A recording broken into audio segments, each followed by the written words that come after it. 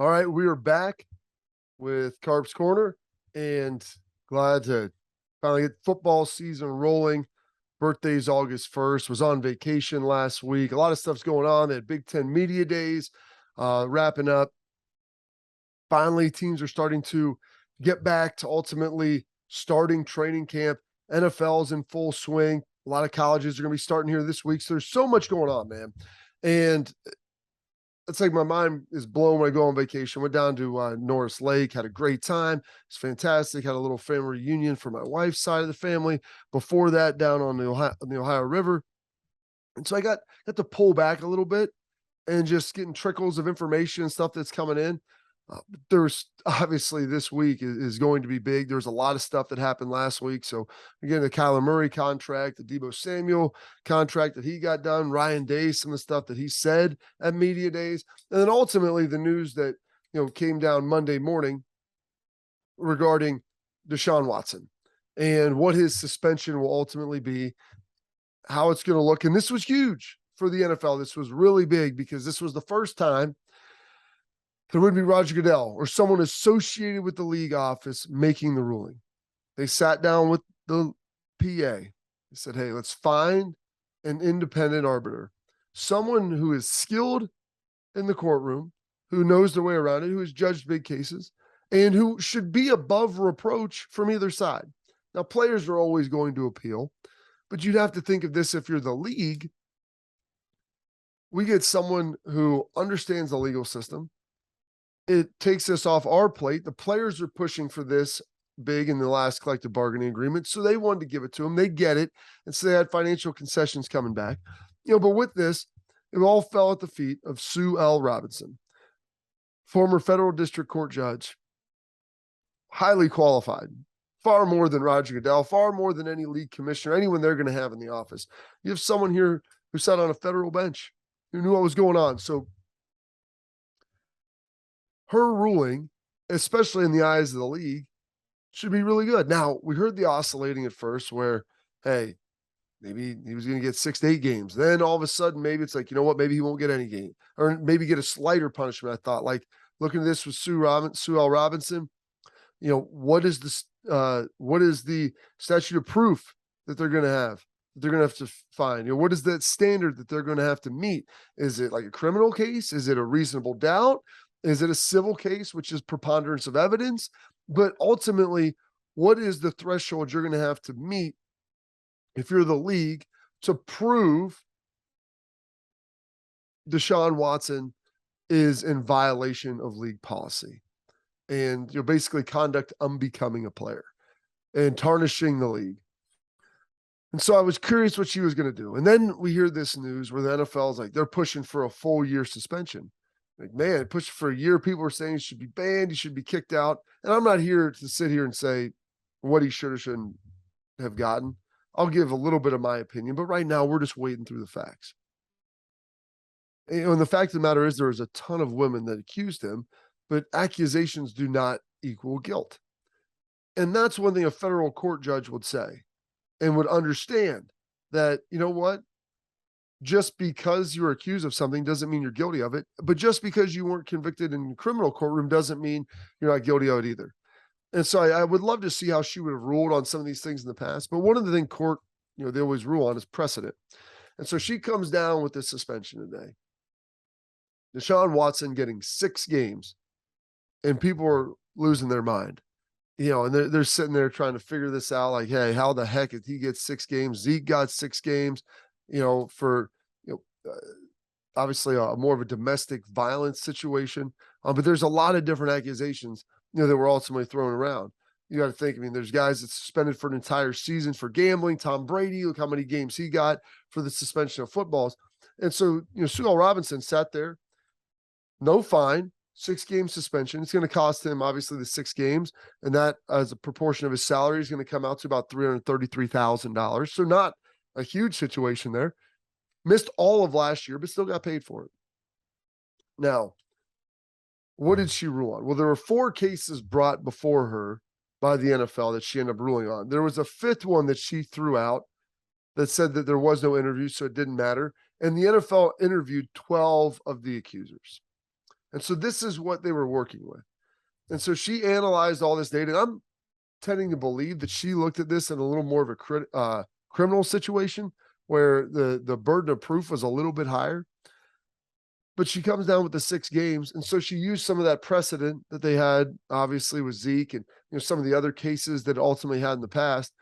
And one of the things that people have talked about, and she addressed, there was no violence. This wasn't a violent act. Now, yes, there were things that were accused that were incredibly heinous and probably and not obviously legal by any stretch, but they're in 2 separate cases in 2 counties. The grand jury didn't have enough evidence to be able to indict them. They couldn't even bring charges. And so I don't know how much she even took that into account. But giving him the 6 games based upon that, and I'm curious to see if she looked at like, hey, Robert Kraft, look at what happened with him. I mean, some of the other ownership groups, if anything happens before, what have Daniel Snyder, what have been their punishments? What have been their fines? How has this been handled with them? And so there's all those things swirling around. And she gives them 6 games. And I don't think the NFL is obviously happy about it. I don't believe they're going to appeal because in the first high-profile case of this nature, you have a former federal judge who is the one adjudicating this situation. She's also a female. We're talking about, obviously, sexual assault, sexual harassment charges. So you would think that she would be fully attuned to this. She understands the public perception and what it means to the league. But one of the main things that she came out and said that I pulled from this, and Albert Beard had found this out, where she criticized the NFL for making calls based on public perception. And I think that's I wouldn't want to call it damning, but I think that's very important. Why is it important that she brings up the fact that they were criticized based on public perception? Because that is what the NFL has been ruling on this for years. It's not a function of what did you do in the likelihood, or what are you being accused of in the likelihood that you did it. It's a function of what did you do? Who cares the likelihood that it actually happened? And do we have enough evidence here to even make it stick? If the court of public opinion rules, then we're going to rule with them. And I think that, Sue looked at that and was like, that's not justice. Mob rule is not justice. Just because people are upset about something doesn't mean that you can go in there and just throw the book at them. Like I said, now there's a lot of things. There's a lot of accusations against Deshaun Watson. But I go back to the old training day mantra. It's not what you know, it's what you can prove. And so she looked at this like a judge, not someone who is a caretaker for the league or someone who wants to be so heavy-handed that, they don't get any backlash. And I honestly think Roger Goodell is probably kind of happy that he didn't have to rule on this thing. He can give his recommendation. He can say, we go for this. We want the max, all these different things. But in reality, it isn't him that had to swing the sword. It was Sue L. Robinson.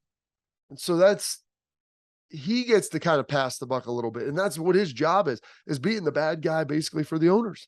And so Roger Goodell gets to kind of pass the buck a little bit. And so it all fell at her feet. Now, do they appeal this? Like, I don't feel that the NFL will.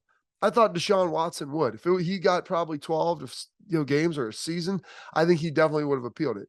Now, he would have appealed it to someone appointed by Roger Goodell, and so I don't know how that process would have even worked. But the NFL, when you have somebody who is this qualified, who's jointly appointed, like if you want the players to get upset, this would be the way to do it. Is if this comes out, guys look at it, okay, something happens, we're going to get a fair trial. We're going to get a fair shake. It's not us just going before Roger Goodell. He walks back out of the room, get him out of here. Like, whatever I'm going to say is final, and I'm going to give you a ridiculously steep punishment, whether you deserve it or not. Well, the accusations are serious. They are. And a lot of times the accusations are very serious, but it doesn't mean that they're actually more than accusations and they're reality what happened. I'm not here to say that either way with Deshaun Watson. But what I do know is that we have a system set up in the United States, a legal system that provides you the opportunity to defend yourself. It has standards. It has expectations of how things operate, what punishments would be. And that's why they have all these different tiers of what felonies are to misdemeanors to everything else. And so all of those things are kind of taken into account. But the fact that Judge Sue L. Robinson criticized the NFL for making calls based upon public perception, to me, is very damning. And I understand that players have probably been thinking that for years. And it all kind of pivoted on the Ray Rice situation. You know, he got a handful of games. Initially, they come out, hey, we're all good. He comes out with his wife. And then all of a sudden, the video releases. And when the video releases, well, yeah, that's a terrible situation. Everybody sees it. They understand what happened now. And it's more so than just a description. It's actual footage of watching an assault take place. And so since that point, the NFL has been all over this, probably over punishing, and not over punishing in the fact that the punishment doesn't fit the accusation or the crime, but the fact that, can you actually prove, or to any degree, can you prove some of these things? Is that a he said, she said? Is there any evidence? Is there any evidence exonerating the player? And I don't think the NFL really looked at that near as much as they should have, because ever since Ray Rice, they didn't want to be in that situation again. They wanted to look like, hey, publicly, we are tough on this. This is something we do not want. We do not want violence against women. We don't want these things. We don't want that thing, those things, whatever it is. We want to make sure that we're on the right side of public opinion. And Sue doesn't care about that. The law doesn't care about that. Justice truly doesn't. It doesn't matter what the mob says. It's, hey, what are you being accused of? And what are the likelihood that some, all, or none of it happened? And I think that that's what Sue L. Robinson looked at. People can accuse you of anything. It doesn't mean that it's necessarily true. I'm not saying that the things that Deshaun was accused of were false, but just because someone throws something out there, it doesn't necessarily mean that it actually happened. So the 6 games, looking at it from a football perspective for the Cleveland Browns, that ain't bad. That ain't bad. He'll be coming back, be dropped in the fire there week 7. The Browns will have to probably make up some ground. And I haven't even begun to dive into the schedule. I know the bye week, I believe, is after that. So they'll play 6 in a row, 7 in a row. Maybe they have a bye week, 8 or 9.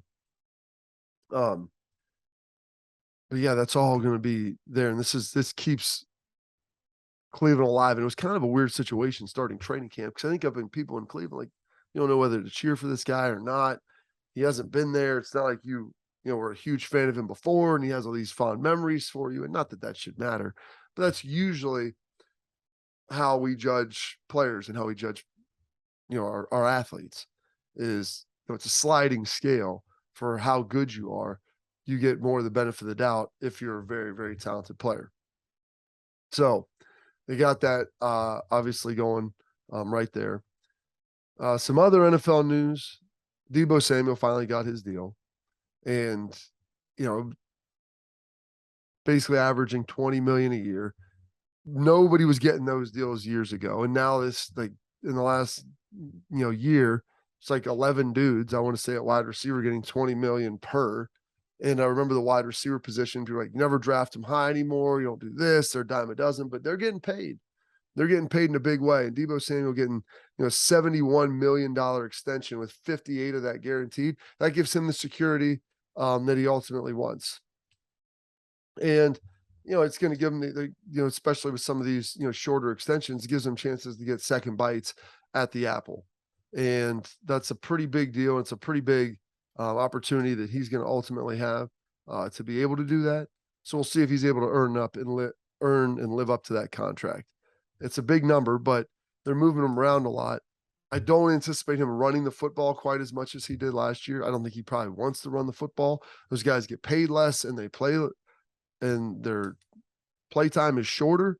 If you're a receiver, you get paid more and you play longer. And so you're going to make more and you're going to have a better career. It'll probably be a much, much better situation ultimately for you then as well. And so we've got that. Then we've got the Kyler Murray situation. And this was crazy. So we'll throw this up here. And you can see there, I know it's happened a while ago, but the fact that he had the 4-hour independent study clause built in to his contract. And when I saw this happen last week, I'm like, you got to be kidding me. Professional player getting study hall built into their contract to make sure that they're doing what they need to do, especially a quarterback. The Cardinals put that in there for a reason. They wanted to make sure they tethered him to it. There was a lot of his bonus structure that's tied to him attending off-season workouts, being there, being present, because you want your quarterback to be the leader. And especially in the off-season, they've got to be around. They've got to be present, because you're not getting anything. You're not getting any of your wide receivers or anybody else to be around and to show up unless your quarterback is going to be there. So they had all that tied in with him. And then all of a sudden, a couple of days later, people all this blow up like, they can't believe you would do this. It's emasculating to Kyler Murray. Yeah, it is. It is. But they put it in there for a reason.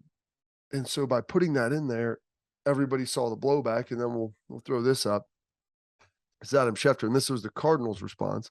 After seeing the distraction it created, we removed the addendum from the contract. It was clearly perceived in ways that were never intended. Our confidence in Kyler Murray is as high as it's ever been, and nothing demonstrates our belief in his ability to lead his team more than the commitment reflected in this contract. So there's commitment in the contract, but I also believe the devil's in the details.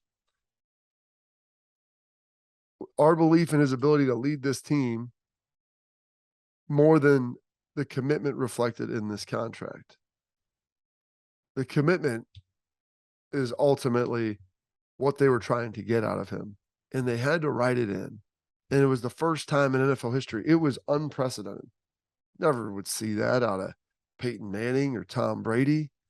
Heck, the Browns didn't put that in there with Deshaun Watson or anything. You don't see that stuff happen. Aaron Rodgers has never had that in there. The thought that you wouldn't be a professional and the fact that you're making 40-some million a year doesn't get you to want to be the best, then we have paid the wrong guy, the wrong dude out here. And so, yeah, it was a distraction. Yeah, the Cardinals took it out. Yeah, Kyler Murray probably won. Man, if you're not putting in 4 hours on your own to film, like, you're losing. That's basically an hour a day. There's guys that come in on their off day on Tuesday and will sit there and watch 4 hours on that day by themselves, or maybe get other teammates, or maybe head in and watch it with their coach. But it's not like that's your off day. I would sit there when I was, especially when I was playing a lot of third down stuff for Dallas and Detroit. I'd get the third down cut up reel, and I'd watch that thing. It'd be a half hour long. I'd watch it 5, 6, 7 times, just so I could look at formations, understanding who's where, what they're looking like, how their stance looks, and then what they like to run out of it, and seeing the route combinations. Like, there's no part of me that thinks, man, Kyler, 4 hours, that's basically the bare minimum. Crazy to see. We'll see how he plays this year.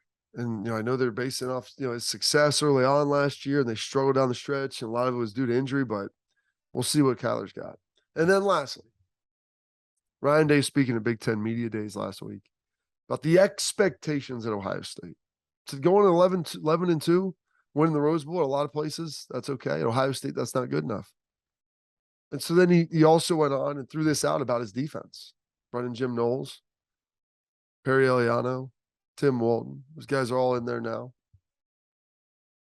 We're recruiting pretty well. Things have kind of slipped a little bit here late. We'll see how they can recover and finish up the season. We'll throw this up. We expect a top 10 defense. That's what we want. It makes sense. Ryan is going to empower his coaches. He's going to pay them. He's going to fight for them. He's going to do all those different things.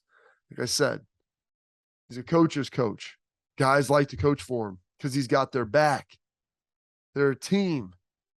And that's how that stuff works. But ultimately, too, you got to get the job done.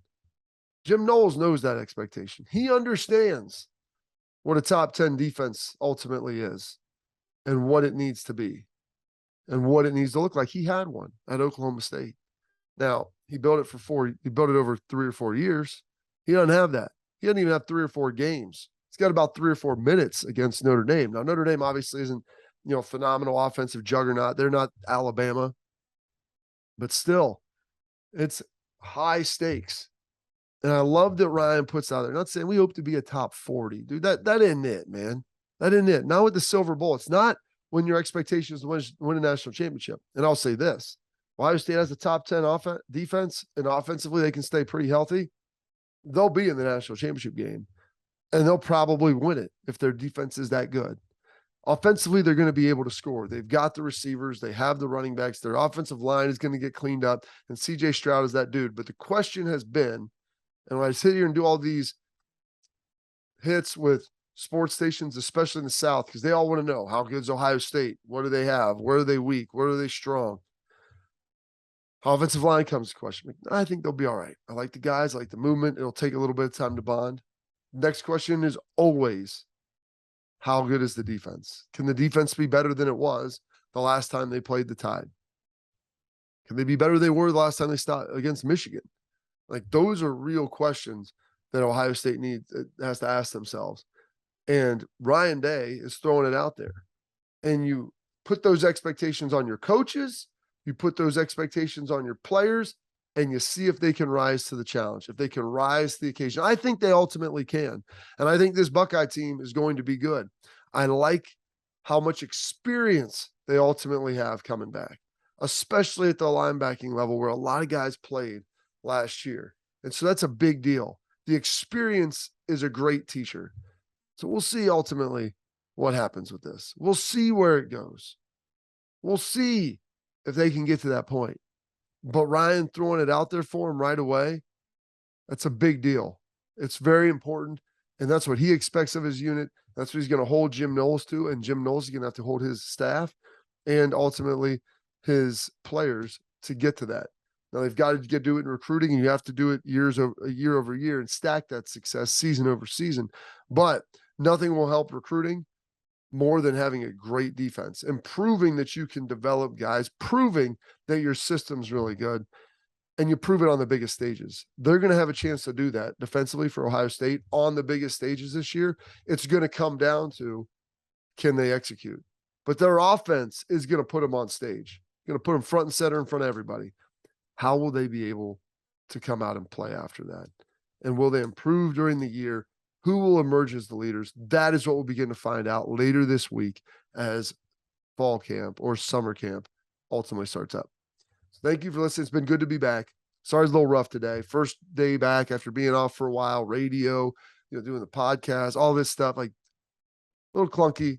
I'll get back into it though. It'll start to smooth out tomorrow. I promise. We'll get some more stuff, and there'll be a lot of content coming at you fast and furious here on Carps Corner. So subscribe, like it, share with friends, and we got a lot of Buckeye content, especially coming out of training camp. So thank you so much, and we'll see you next time.